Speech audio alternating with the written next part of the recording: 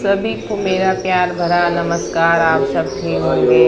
आज मैं आपको ले चलती हूँ हिमाचल प्रदेश उना के श्री रुद्रानंद जी महाराज के मंदिर।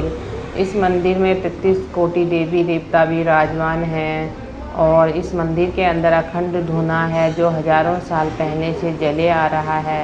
इस मंदिर में बहुत दूर से भक्तजन आते हैं। आप भी ज़रूर आए, यहाँ 33 कोटि देवी देवताओं का दर्शन ज़रूर करें। हर हर महादेव।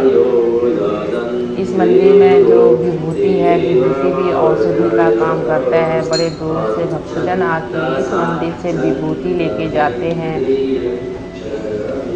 और इस मंदिर में 3 टाइम लंगर का भी प्रयोग किया जाता है। यहाँ बाबा रुद्रानंद जी महाराज के मंदिर में जो भी आते हैं वो बिना खाए कभी नहीं जाते हैं। 3 टाइम लंगर